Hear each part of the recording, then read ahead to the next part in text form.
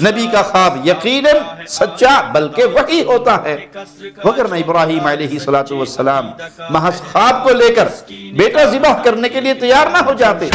لہٰذا بہت لوگ آپ دیکھیں گے کہ جو محض مطلقاً خواب کا مذاق اڑاتے ہیں، اور یہ وہی لوگ اڑاتے ہیں جن کو یہ حظ نہیں ملا، جن کو اس حصے میں سے نصیب ملا ہی نہیں ہے، وہ مذاق نہ کریں تو کیا کریں۔ ویسے قادری صاحب کے خوابوں سے جو انہوں نے خود بتائے ان کا جھوٹ واضح ہو جاتا ہے، لہذا ہم یہ کہنے میں حق بجانب ہیں کہ خود قادری صاحب کو بھی رؤیا صالحہ میں سے کوئی نصیب نہیں ملا، حالانکہ وہ بھی صرف وہی جانتے ہیں جو انہیں اللہ بتا دیتا ہے اور آگے بیان کرنے کا حکم دیتا ہے۔ جن کے لیے کل اور آج کے درمیان پردہ حائل ہے، ان کے لیے غیب اور شہادت کا فرق ہے، اور کچھ وہ ہیں جن کا پردہ اٹھا دیا، جن کا پردہ اٹھ گیا وہ کل کو بھی اسی طرح دیکھتے ہیں جیسے آج کو دیکھ رہے ہیں۔ فرق آپ نے کہہ دیا یہ کفر ہو گیا، بھئی کفر کیسے ہو گیا؟ ان جو کام کل کرنے والے ہیں آپ، اور آپ کافر نہیں ہوں گے، انہوں نے وہی کام آج کر دیا۔ یہ کیسے ہوا کہ کل کیا تو مومن اور آج کر لیا تو کافر؟ جب یہ بات ہی خود ساختہ ہے کہ کچھ لوگوں کے لیے پردے اٹھا دیے جاتے ہیں، اس لیے جو کچھ کل اور آئندہ ہونے والا ہے وہ سب کچھ آج اور پہلے ہی دیکھ لیتے ہیں، تو اس پر استدلال بھی باطل ہی ہوگا۔ السلام علیکم ورحمۃ اللہ وبرکاتہ۔ ان الحمد للہ نحمده ونستعینه ونستغفره ونعوذ باللہ من شرور انفسنا ومن سیئات اعمالنا من يهده الله فلا مضل له ومن يضلل فلا هادي له اشهد ان لا اله الا الله وحده لا شريك له واشهد ان محمدا عبده ورسوله اما بعد۔ صحیح بخاری کی تیسری حدیث ام المؤمنین سیدہ عائشہ صدیقہ رضی اللہ تعالی عنہا سے مروی ہے، اول ما بدی به رسول اللہ صلی اللہ علیہ وسلم من الوحی الرؤیا الصالحة فی النوم، سب سے پہلے رسول اللہ صلی اللہ علیہ وسلم پر وحی کی ابتدا نیند کی حالت میں اچھے خوابوں سے ہوئی۔ فَكَانَ لَا يَرَى رُؤْيًا صَالِحًا إِلَّا جَاءَتْ مِثْلُ فَلَقِ الصُّبْحِ، بس آپ صلی اللہ علیہ وسلم جو بھی نیک خواب دیکھتے وہ صبح کی روشنی کی طرح ظاہر ہو جاتا۔ ثُمَّ حُبِّبَ إِلَيْهِ الْخَلَاءُ وَكَانَ يَخْلُو بِغَارِ حِرَا، پھر آپ صلی اللہ علیہ وسلم کو خلوت محبوب کر دی گئی اور غار حرا میں آپ خلوت اختیار فرماتے تھے۔ اس حدیث سے یہ واضح ہوتا ہے کہ نبی اکرم صلی اللہ علیہ وسلم پر وحی کی ابتدا سچے خوابوں سے ہوئی۔ قرآن و سنت سے یہ بات واضح ہے کہ انبیاء علیہ السلام کے خواب بھی وحی ہوتے ہیں، اور اس کی روشن ترین مثال ابراہیم علیہ السلام کا خواب تھا کہ بیٹے کو ذبح کر رہے ہیں، اور جب بیٹے کو یہ بات بتلائی تو انہوں نے جو جواب میں فرمایا وہ قرآن مجید سورہ صافات آیت نمبر 102 میں ہے، قال یا ابت افعل ما تؤمر ستجدنی ان شاء اللہ من الصابرین، کہا ہے میرے بابا آپ کو جو حکم دیا جا رہا ہے آپ وہ کر گزرے، اگر اللہ نے چاہا تو آپ مجھے صبر کرنے والوں میں پائیں گے۔ فلما اسلم وتلہ للجبین، جب باپ بیٹا دونوں نے حکم مان لیا اور اس نے پیشانی کے بل لٹا دیا، ونادیناہ ای یا ابراہیم، اور ہم نے اسے آواز دی اے ابراہیم یقیناً تو نے خواب سچ کر دکھایا، بے شک ہم نیکی کرنے والوں کو اسی طرح جزا دیتے ہیں۔ پھر اللہ تعالیٰ نے ان کے فدیے میں ایک عظیم ذبیحہ دیا۔ مسند احمد میں صحیح حدیث مروی ہے کہ 2 سینگوں والا ایک مینڈا تھا۔ نبی کا خواب یقیناً سچا بلکہ وحی ہوتا ہے، وگرنہ ابراہیم علیہ السلام محض خواب کو لے کر بیٹا ذبح کرنے کے لیے تیار نہ ہو جاتے۔ عام ایمان والے بھی سچے خواب دیکھ سکتے ہیں، جیسا کہ بخاری کی حدیث سے ثابت ہے۔ اور خواب کے بارے میں طاہر القادری صاحب کے جھوٹ ہم پہلے ہی بیان کر چکے۔ قادری صاحب نے اس حدیث کو لے کر جو کچھ کہا وہ ہم آپ کے سامنے رکھتے ہیں۔ گویا رؤیا صالحہ کا مطلقاً انکار کرنا کفر ہوا، یاد رکھیں، رؤیا صالحہ کا مطلقاً انکار کرنا، یہ کہنا کہ خواب نام کی کوئی شے ہوتی ہی نہیں ہے، اور یہ خلل ہے دماغ کا، یہ اپنی سوچیں، اس کی کوئی حقیقت نہیں۔ جو رؤیا صالحہ اور خواب کے بارے میں یہ عقیدہ رکھے اس سے وہ کافر ہو جاتا ہے۔ ہماری معلومات کے مطابق کوئی مسلمان رؤیا صالحہ کا منکر نہیں، البتہ خوابوں کے معاملے میں جن لوگوں کے جھوٹ واضح ہو چکے ان کا انکار کفر نہیں عین ایمان ہے۔ اگر ایسے لوگوں کے جھوٹے خواب سچ مان لیے جائیں تو دین کا عجیب رنگ ہوگا۔ باقی اس بات میں کوئی شک نہیں کہ رویا صالحہ سچے خواب نبوت کا 46واں حصہ ہے، اور اس پر حدیث موجود ہے۔ قادری صاحب مزید کیا فرماتے ہیں؟ لہٰذا بہت لوگ آپ دیکھیں گے کہ جو محض مطلقاً خواب کا مذاق اڑاتے ہیں، اور یہ وہی لوگ اڑاتے ہیں جن کو یہ حظ نہیں ملا، جن کو اس حصے میں سے نصیب ملا ہی نہیں ہے، وہ مذاق نہ کریں تو کیا کریں۔ ویسے قادری صاحب کے خوابوں سے جو انہوں نے خود بتائے ان کا جھوٹ واضح ہو جاتا ہے، لہذا ہم یہ کہنے میں حق بجانب ہیں کہ خود قادری صاحب کو بھی رؤیا صالحہ میں سے کوئی نصیب نہیں ملا، بس ویسے ہی مریدوں کی عقیدت حاصل کرنے کے لیے اور دنیا کے مفادات اکٹھے کرنے کے لیے یہ خواب گھڑ لیتے ہیں، اسی لیے لوگوں نے انہیں خوابوں کا شہزادہ بھی کہا ہے۔ آگے قادری صاحب نے علم غیب کا موضوع چھیڑتے ہوئے کہا، جن لوگوں کی روح بشریت اور مادیت اور جسمانیت اور جرمانیت اور سبعیت اور شہویت، جن لوگوں کی روح ان پردوں میں دبی ہوئی ہوتی ہے، اور جن لوگوں کے دلوں کی آنکھ بینا نہیں ہوتی، اور جن لوگوں کی روح نور باطن سے معروم ہوتی ہے، اور جن لوگوں کے باطن کا تعلق مالائے اعلیٰ کے ساتھ نہیں ہوتا، اور جو لوگ اس مادی بشری دنیا میں رہ کر، ناسوتی ظلماتی دنیا میں رہ کر اپنا قلبی روحی باطنی تعلق کلیتاً عالم بالا سے منقطع کر چکے ہوتے ہیں، انہیں تو ان حقائق و واقعات کا تب پتہ چلتا ہے جب وہ اس عالم شہادت میں، جس میں کہ وہ اور ہم خود رہ رہے ہیں، سامنے آشکار ہو جاتے ہیں تو تب دیکھتے ہیں۔ مگر جن خوش نصیبوں کی روح اس دنیا میں رہ کر پردے اٹھ چکے اور ان کا تعلق مالائے اعلیٰ کے ساتھ قائم ہے اور ان کی باطن کی آنکھ کھلی ہے، وہ انہی حقائق کو عالم شہادت میں آنے سے پہلے جب عالم مثال میں پہنچتے ہیں تو آشکار دیکھ لیتے ہیں، ان کو عالم مثال میں آشکار دیکھ لیتے ہیں وہ حقائق جو کبھی پردہ ہائے غیب میں تھے۔ یہ جو کچھ بھی قادری صاحب نے خطیبانہ جوش و جذبے اور بھرپور باتکلف لفاظی کے ساتھ کہا ہے، یہ ان کے اپنے صوفیانہ خیالات ہیں۔ قرآن و سنت میں ایسا کچھ نہیں کہ جب باطنی آنکھیں روشن ہوں تو ملائے اعلیٰ سے تعلق بن جاتا ہے، اور وہ تمام امور جن کا تعلق غیب سے ہے وہ نظر آ جاتے ہیں، اور امور غیب جو ہیں وہ عالم شہادت میں آنے سے پہلے معلوم ہو جاتے ہیں۔ صحیح بخاری کی اس بلکہ کسی بھی حدیث کی کتاب میں کسی بھی صحیح حدیث سے یہ باتیں ثابت نہیں، البتہ قرآن و حدیث میں یہ بات ضرور موجود ہے کہ عالم الغیب صرف اللہ تعالیٰ کی ذات ہے، اور اللہ کے بتائے بغیر، اطلاع دیے بغیر کوئی غیب نہیں جانتا۔ سورۃ ہود آیت نمبر 123 سن لیجئے، وَلِلَّهِ غَيْبُ السَّمَاوَاتِ وَالْأَرْضِ وَإِلَيْهِ يُرْجَعُ الْأَمْرُ كُلُّهُ فَاعْبُدْهُ وَتَوَكَّلْ عَلَيْهِ، اور اللہ ہی کے پاس آسمانوں اور زمین کا غیب ہے، اور سب کے سب کام اسی کی طرف لوٹائے جاتے ہیں، تو اسی کی عبادت کیجئے اور اس پر بھروسہ بھی۔ سورۃ النحل آیت نمبر 77 سن لیجئے، وَلِلَّهِ غَيْبُ السَّمَاوَاتِ وَالْأَرْضِ، اور اللہ ہی کے پاس آسمان اور زمین کا غیب ہے۔ پھر سورۃ کہف آیت نمبر 26 میں اصحاب کہف کے بارے میں اللہ فرماتا ہے، قُلِ اللَّهُ أَعْلَمُ بِمَا لَبِثُوا لَهُ غَيْبُ السَّمَاوَاتِ وَالْأَرْضِ أَبْصِرْ بِهِ وَأَسْمِعْ، کہہ دیجئے اللہ زیادہ جاننے والا ہے کہ وہ غار میں کتنی مدت رہے، اسی کے پاس آسمانوں اور زمین کا غیب ہے، وہ کس قدر دیکھنے والا اور کس قدر سننے والا ہے۔ ان تمام آیات میں حصر کا اسلوب ہے، جس سے واضح ہوتا ہے کہ عالم الغیب ہونا صرف اور صرف اللہ ہی کی صفت ہے، اللہ کے علاوہ کسی اور کی نہیں۔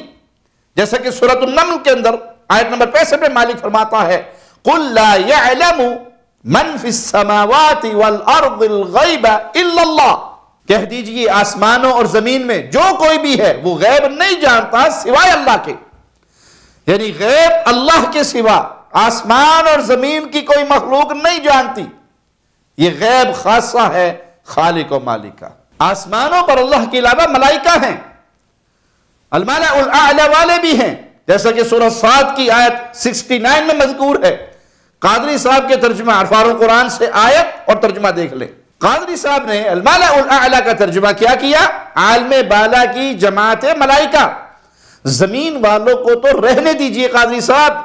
سورۃ النمل کی آیت 65 کے مطابق آسمانوں پر رہنے والی ملائکہ کی عظیم جماعت کو بھی غیب کا علم نہیں، اور کہاں آپ یہ دعویٰ کر رہے کہ جن کا تعلق مالا الاعلیٰ سے ہو جائے وہ غیب جان لیتے ہیں، حالانکہ وہ بھی صرف وہی جانتے ہیں جو انہیں اللہ بتا دیتا ہے اور آگے بیان کرنے کا حکم دیتا ہے، تبھی بتاتے ہیں۔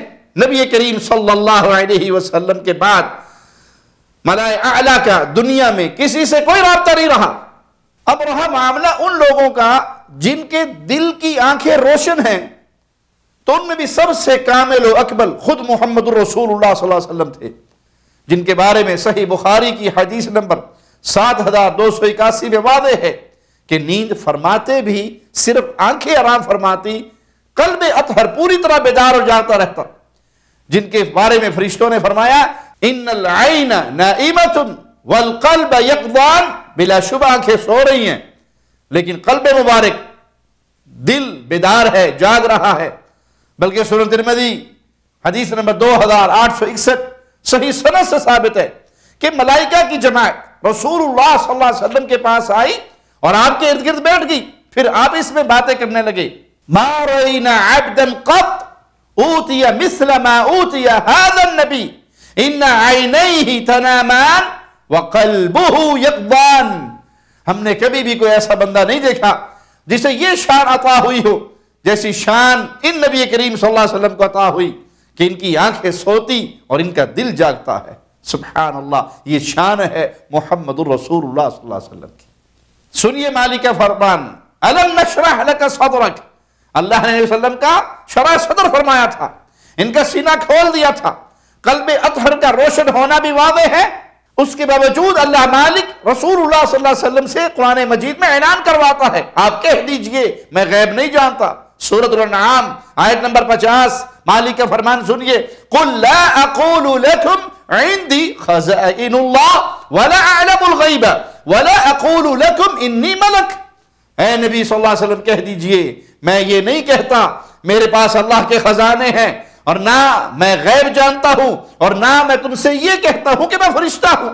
اسی طرح سورۃ الاحقاف آیت نمبر 9 میں فرمایا، قل ما كنت بدعا من الرسل وما ادری ما يفعل بی ولا بکم ان اتبع الا ما یوحى الی وما انا الا نذیر مبین، کہہ دیجئے کہ میں رسولوں میں سے کوئی انوکھا رسول نہیں، اور نہ میں یہ جانتا ہوں کہ میرے ساتھ کیا کیا جائے گا اور تمہارے ساتھ کیا، میں تو بس اسی کی پیروی کرتا ہوں جو میری طرف وحی کی جاتی ہے، میں تو بس کھلا ڈرانے والا ہوں۔ اس آیت مبارکہ میں جو یہ کہا گیا وَمَا أَدْرِي مَا يُفْعَلُ بِي وَلَا بِكُمْ، میں نہیں جانتا میرے ساتھ تمہارے ساتھ کیا کیا جائے گا، اس سے مراد آخرت کا معاملہ یقیناً نہیں، کیونکہ اللہ تعالیٰ نے سورہ بنی اسرائیل کی آیت نمبر 79 میں آپ کو مقام محمود پر فائز کرنے کی خوشخبری عطا فرمائی۔ آپ تو آپ ہے، آپ کی شان و عظمت کے کیا کہنے، قرآن مجید میں کئی جگہ نبی کریم صلی اللہ علیہ وسلم کی تباہ کرنے والے اہل ایمان مومنین کو جنت کی خوشخبری عطا فرمائی۔ ان امور و معاملات کو سامنے رکھا جائے تو واضح ہوتا ہے کہ اس آیت کا صحیح معنی مطلب یہی ہے کہ نبی کریم صلی اللہ علیہ وسلم سے یہ اعلان کروایا گیا کہ آپ فرما دے میں یہ نہیں جانتا آئندہ میں میرے اور تمہارے ساتھ کیا حالات و معاملات ہونے والے ہیں۔ یہ تعلق دنیاوی امور سے ہے، بہت سے مفسرین نے اس بات کی وضاحت کی۔ البتہ بالآخر فتح و نصرت مجھ محمد صلی اللہ علیہ وسلم اور اہل ایمان کو ہی ملے گی۔ سورۃ الاعراف کی آیت نمبر 188 میں اللہ مالک نے اپنے پیارے نبی سے یہ اعلان کروایا، قُلْ لَا أَمْلِكُ لِنَفْسِي نَفْعًا وَلَا ضَرًّا إِلَّا مَا شَاءَ اللَّهُ، کہہ دیجئے میں اپنی جان کے لیے نہ کسی نفع کا مالک ہوں نہ کسی نقصان کا مگر جو اللہ چاہے۔ مطلب واضح ہے، جتنا اللہ چاہے اتنے نفع و نقصان کا اختیار ہے۔ وَلَوْ كُنْتُ أَعْلَمُ الْغَيْبَ لَاسْتَكْثَرْتُ مِنَ الْخَيْرِ وَمَا مَسَّنِيَ السُّوءُ، اور اگر میں غیب جانتا تو ضرور بھلائیوں میں سے بہت زیادہ حاصل کر لیتا اور مجھے کوئی تکلیف نہ پہنچتی۔ آیت واضح ہے کہ اللہ کی مشیت کے بغیر نبی کریم صلی اللہ علیہ وسلم اپنی جان کے نفع و نقصان کی بھی مالک نہیں، اور اللہ کے بتائے بغیر آپ غیب بھی نہیں جانتے تھے، وگرنہ آپ صلی اللہ علیہ وسلم کی زندگی ہمارے سامنے ہے۔ اگر آپ غیب جانتے ہوتے زندگی بھر آپ کو کوئی تکلیف نہ پہنچتی۔ سیرت طیبہ پڑھنے والے جانتے ہیں، ان سے مخفی نہیں، کہ کفار و مشرکین کے ہاتھوں رسول اللہ صلی اللہ علیہ وسلم کو کئی تکلیفیں طرح طرح کی اذیتیں پہنچی۔ طائف میں جب آپ دعوت توحید دینے تشریف لے گئے تو آپ کے ساتھ اہل طائف نے کیا سلوک کیا؟ اہل مکہ نے آپ کو کس طرح پریشان کیا، حتیٰ کہ آپ مکہ چھوڑنے پر مجبور ہو گئے اور آپ نے ہجرت فرمائی۔ میدان جہاد میں آپ کے بابرکت دندان شہید ہوئے، چہرہ مبارک زخمی ہوا، لبید نے آپ پر جادو کیا، یہودیوں نے گوشت میں زہر ملا کر آپ کو کھلایا، بیر معونہ پر آپ کے تیار کرتا 70 حفاظ کو شہید کیا، یہ سب تکلیفیں نہ تھی؟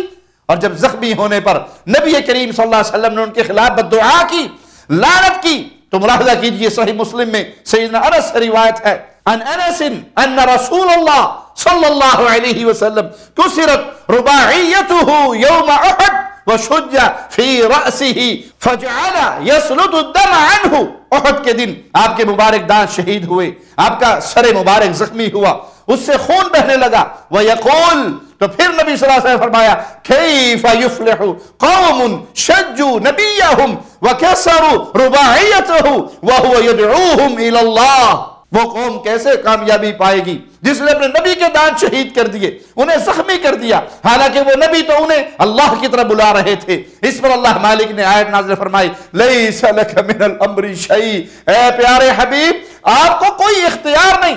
یہ سورہ آل عمران کی آیت نمبر 128 ہے، آپ اس میں سے کسی چیز کے مالک نہیں۔ اللہ چاہے تو ان کی توبہ قبول فرما لے اور چاہے تو ان کو عذاب دے، یقیناً یہ ظلم کرنے والے ہیں۔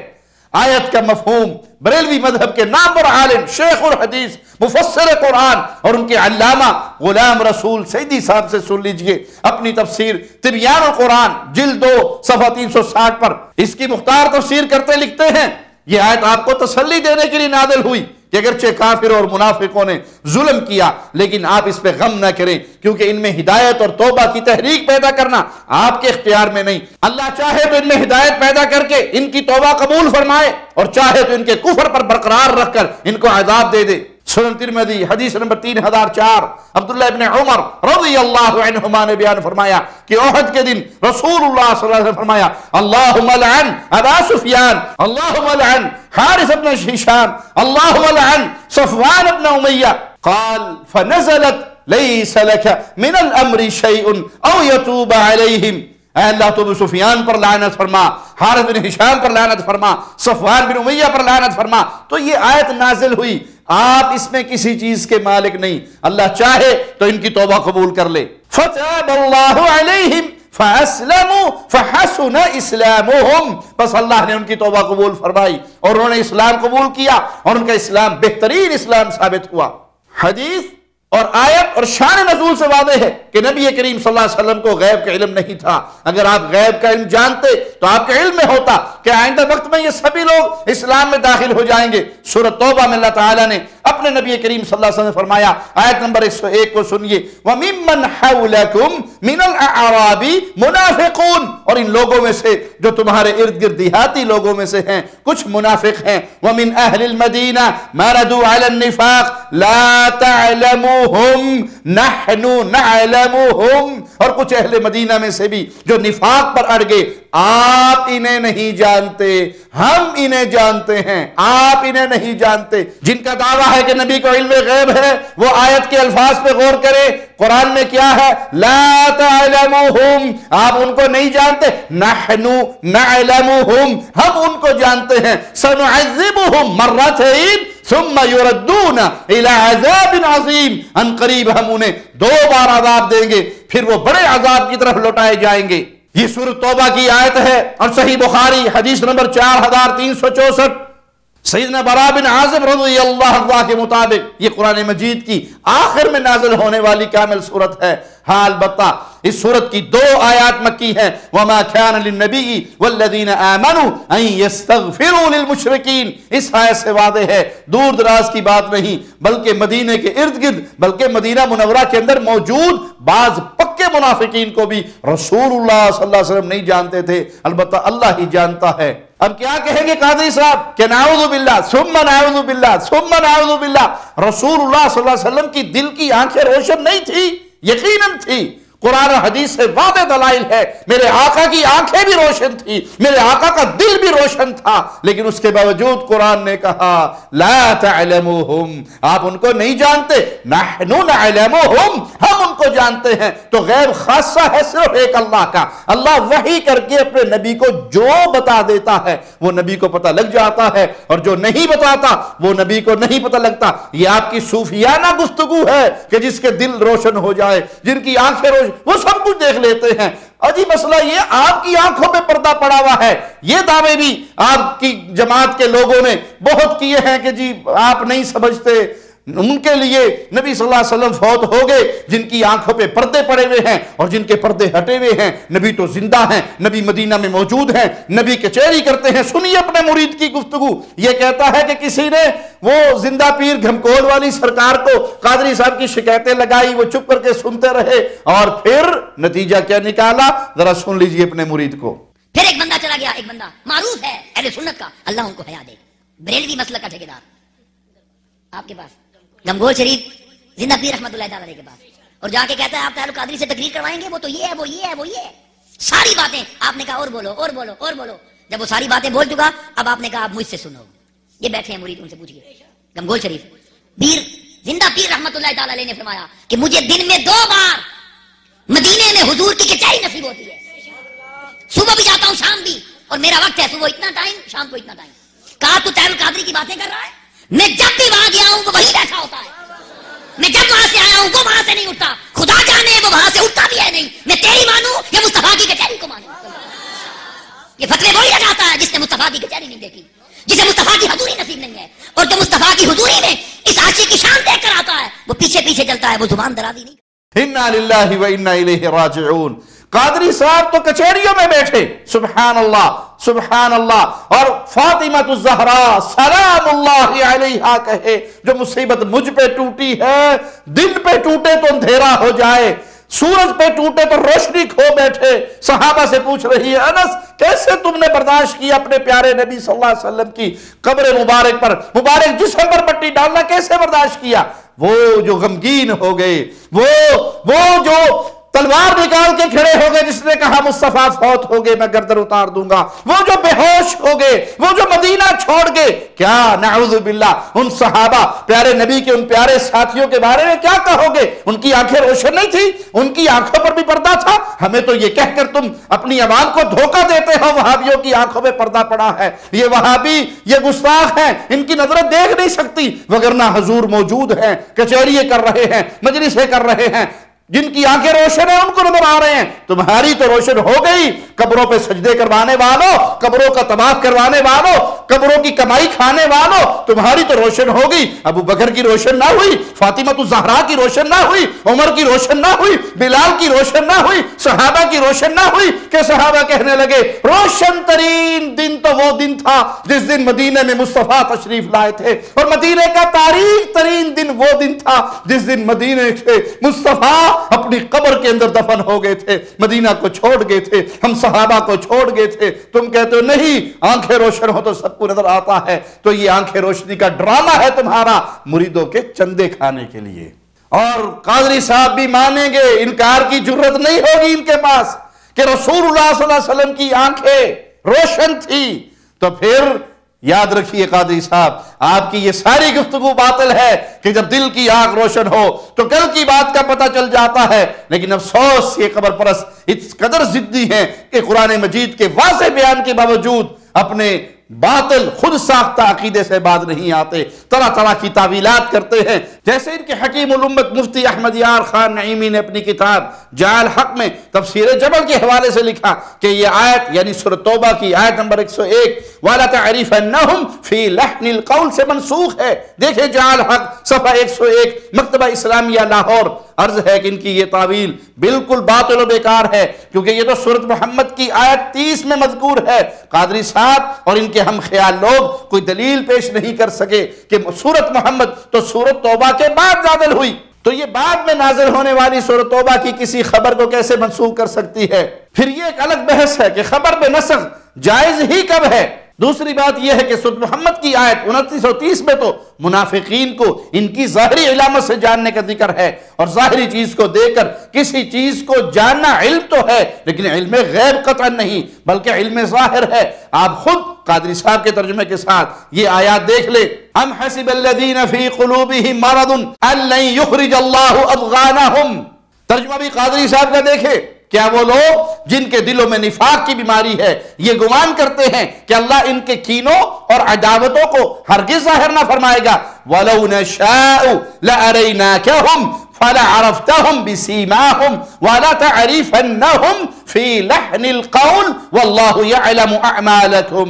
اور اگر ہم چاہیں تو آپ کو بلا شبہ وہ منافق لوگ اس طرح دکھا دے کہ آپ ان کے چہروں کی علامت سے ہی پہچان لیں، اور اسی طرح یقیناً آپ ان کے انداز کلام سے بھی نہ پہچان لیں گے، اور اللہ تمہارے سب اعمال کو خوب جانتا ہے۔ دیکھ لیں عرفان القرآن صفحہ 866۔ بلا شبہ اس آیت میں انداز کلام سے پہچان لینے کا ذکر ہے، لیکن یہ ظاہری چیز ہے، علم غیب قطعا نہیں۔ لیکن جو منافق اپنے انداز سے بھی ظاہر نہ ہونے دے، ان کے جاننے کا کوئی طریقہ نہیں سوائے اس کے کہ اللہ تعالیٰ آپ کو خبر دیتا۔ جہاں اللہ تعالیٰ نے بعض منافقین کا آپ کو بتلایا، ان کے بارے میں اطلاع دی، وہاں بعض ایسے بھی منافق تھے جن کا علم آپ کو نہیں دیا گیا۔ سورۃ توبہ آیت نمبر 101 میں ایسے ہی لوگوں کا ذکر ہے۔ اسی طرح ان کے بعض لوگوں نے آیت کا معنی بدل کر اس حقیقت کو جھٹلانے کی کوشش کی، جیسے کہ اچھرا لاہور کے ایک مولوی عمر اچھروی صاحب نے اپنی کتاب مقیاس الحقیقت صفحہ 388 پر لکھا، فَتَرَ الَّذِينَ فِي قُلُوبِهِم مَرَضٌ۔ آپ ملاحظہ فرماتے ہیں ان لوگوں کو جن کے دلوں میں بیماری ہے۔ اگر آپ کو منافقین کے نفاق کا علم نہیں تو اللہ تعالیٰ نے ان کے دلوں کے نفاق کی رؤیت کو نبی کریم صلی اللہ علیہ وسلم کے واسطے کیوں فرمایا؟ معلوم ہوتا ہے کہ آپ منافقین کے دلوں کے مرض کو جانتے ہیں اور ملاحظہ فرما رہے ہیں۔ یہ جو کچھ عمر اچھروی نے بیان کیا یا لکھا یہ وضاحت نہیں بلکہ قرآن مجید کی معنوی تحریف ہے۔ مولوی صاحب نے سورۃ المائدہ آیت 52 کا ایک حصہ پیش کر کے جو یہ دعویٰ کیا کہ نبی کریم صلی اللہ علیہ وسلم منافقین کے دلوں کو جھانک کر دیکھ کر ان کے دلوں کے مرض کو جانتے تھے، بلکہ اب بھی آپ صلی اللہ علیہ وسلم دیکھ رہے ہیں۔ نہ صرف یہ کہ اس آیت سے بلکہ کسی بھی آیت سے یہ بات ثابت نہیں ہوتی۔ سورۃ المائدہ آیت 52 مکمل دیکھ لیجئے، مالک فرماتا ہے فَتَرَ الَّذِينَ فِي قُلُوبِهِم مَرَضٌ يُسَارِعُونَ فِيهِمْ يَقُولُونَ نَخْشَىٰ أَن تُصِيبَنَا دَائِرَةٌ۔ احمد رضا خان بریلوی تکفیری مجدد البدع والخرافات، اس کا ترجمہ اٹھا کر دیکھیے، وہ اپنے ترجمے میں کیا لکھتا ہے؟ اب تم انہیں دیکھو گے جن کے دلوں میں آزار بیماری ہے کہ یہود و نصارہ کی طرف دوڑتے ہیں، کہتے ہیں کہ ہم ڈرتے ہیں ہم پر کوئی گردش آ جائے۔ اس آیت میں منافقین کے دلوں میں دیکھنے کا ذکر نہیں بلکہ ان کا دوڑ دوڑ کر یہود و نصارہ کی طرف جانے، ان سے دوستیاں لگانے کی طرف دیکھنے کا ذکر ہے، اور یہ کوئی چھپی ہوئی چیز نہیں بلکہ نظر آنے والی چیزیں ہیں۔ افسوس مولوی اچھروی نے جو مفہوم گھڑا، اس کے مطابق آیت کے لفظ فترا کا مفعول فی قلوبہم مرض بنتا ہے، اور حقیقت میں ایسا نہیں، اس کا مفعول در حقیقت الذین ہے۔ خود طاہر القادری صاحب نے اپنے ترجمہ عرفان القرآن میں سورۃ توبہ آیت نمبر 101 پر حاشیہ رائی کرتے ہوئے لکھا، ایک بار جب ان کی پہچان کرا دی گئی اور حضور صلی اللہ علیہ وسلم نے خطبہ جمعہ کے دوران ان منافقین کا نام لے لے کر مسجد سے نکال دیا، قادری صاحب نے اس حاشیے کے ذریعے در حقیقت اس بات کو گھمانے کی کوشش کی کہ نبی کریم صلی اللہ علیہ وسلم سے اللہ تعالیٰ نے جو بعض منافقین کے بارے میں یہ فرمایا، لا تعلموہم نحن نعلموہم، آپ ان کو نہیں جانتے لیکن ہم انہیں جانتے ہیں۔ بعد میں منافقین کے بارے میں آپ کو بتا دیا گیا، اللہ نے ان کی خبر دی، اور پھر نبی کریم صلی اللہ علیہ وسلم نے ایک ایک منافق کا نام لے کر انہیں مسجد سے نکال دیا، گویا ان کے ناموں کا اعلان فرما دیا۔ عرض ہے یہ بات کسی بھی دلیل سے ثابت نہیں، بعض روایات ملتی ہیں لیکن وہ سندن ثابت نہیں۔ مثال کے طور پہ مسند احمد کی حدیث نمبر 22348 جلد 37 صفحہ 36 پر مروی ہے، سند سنیے۔ قال حدثنا وكيع قال حدثنا سفيان عن سلمة عن عياض بن عياض عن أبيه، یہ عیاض سیدنا ابو مسعود عقبہ بن عمر الانصاری رضی اللہ عنہ وارضاہ سے روایت کر رہا ہے کہ نبی کریم صلی اللہ علیہ وسلم نے ہم سے خطاب کرتے ہوئے فرمایا، ان فیکم منافقین فمن سمیت فلیقم، یقیناً تم میں کچھ منافق ہیں تو میں جس کا نام لوں وہ کھڑا ہو جائے۔ پھر آپ نے فرمایا قم یا فلان، قم یا فلان، قم یا فلان، اے فلاں کھڑا ہو جا، اے فلاں کھڑا ہو جا، اے فلاں کھڑا ہو جا، حتیٰ کہ آپ نے 36 لوگوں کے نام لیے۔ یہ روایت امام بہقی رحمہ اللہ نے اپنی کتاب دلائل النبوہ میں بھی ذکر کی، امام بخاری رحمہ اللہ نے تاریخ الکبیر میں بھی اسی سند سے بیان کی۔ اس کا مرکزی راوی عیاض مجہول ہے، اس کا کچھ پتہ نہیں کون تھا، کیسا تھا۔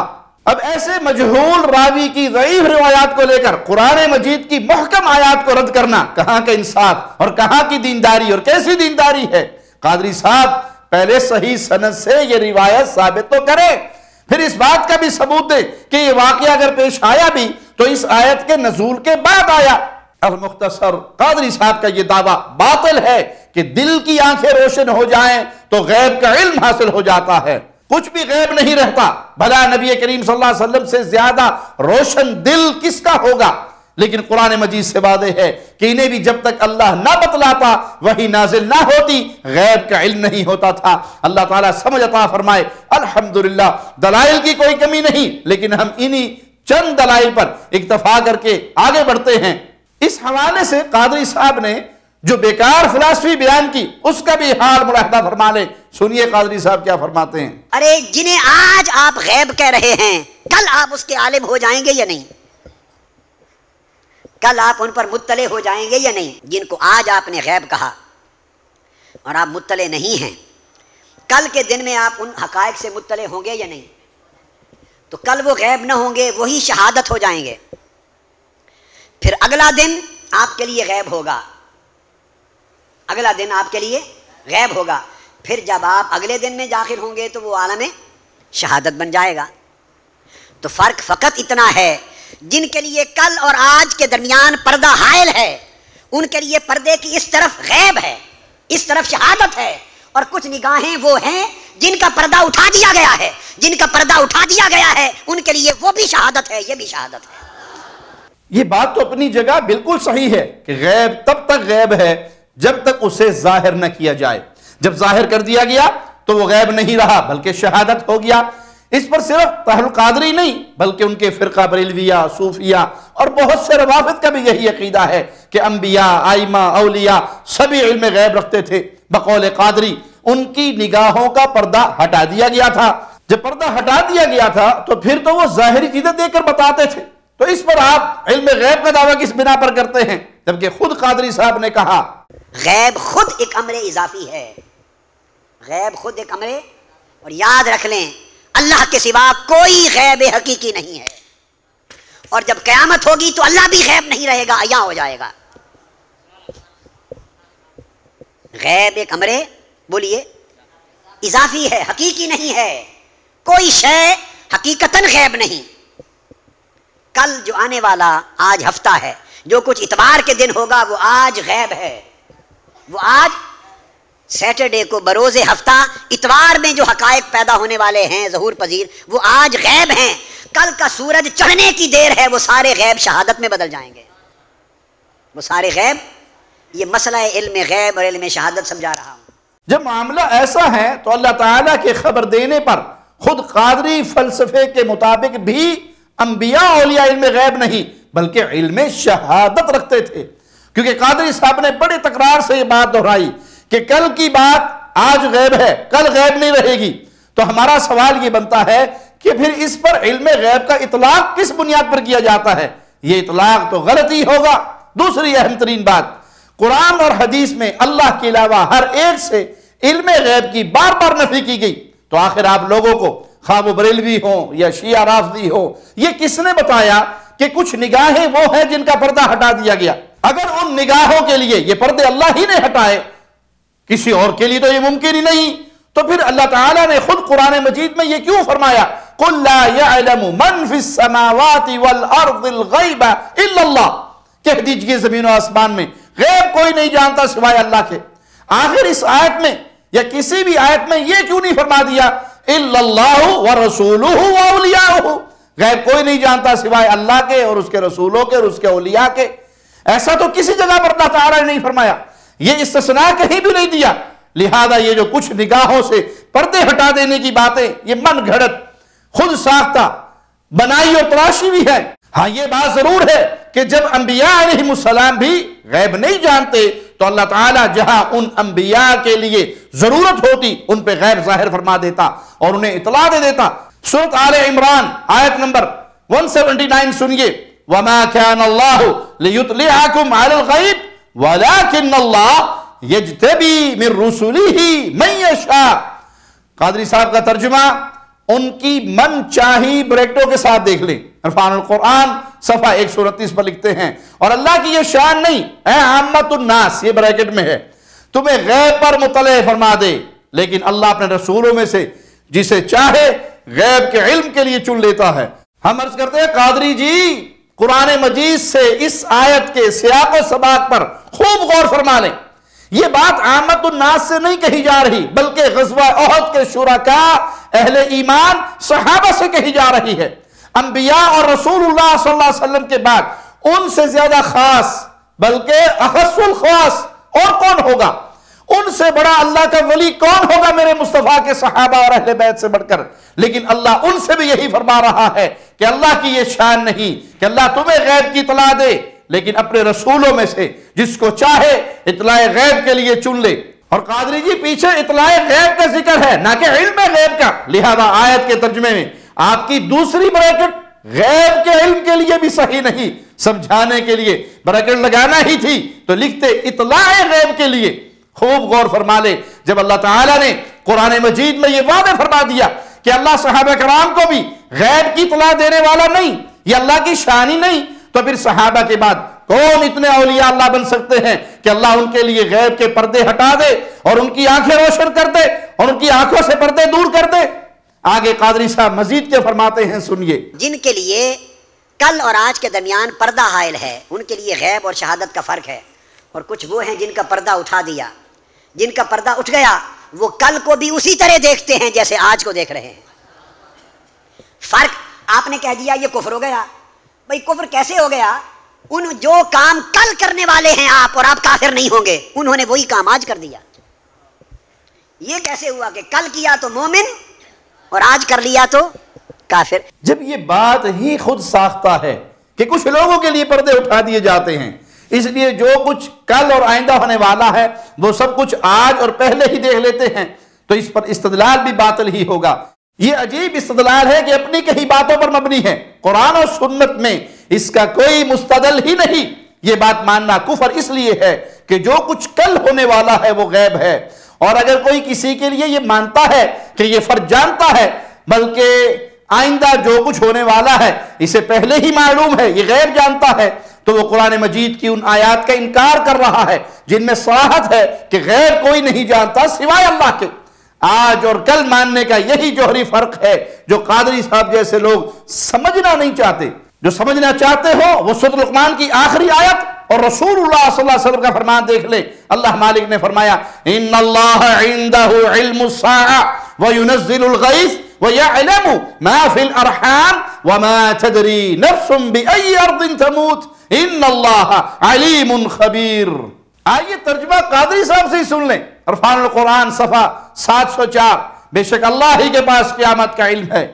یہ دیکھ لیں بھی والے بھی ترجمے میں ہی لکھنے پہ مجبور ہیں، اللہ بھی داتا، بابا حجویری بھی داتا، اللہ بھی مشکل کشا اور بابا بھی مشکل کشا، یہ کہنے والے بھی کے رٹے مارنے والے مجبور ہیں اس آیت کا ترجمہ کرتے ہوئے ان اللہ عنده علم الساعة، بے شک اللہ ہی کے پاس قیامت کا علم ہے۔ غور سے دیکھیں اللہ ہی، کیونکہ عربی میں حصر اور قصر کا اسلوب ہے۔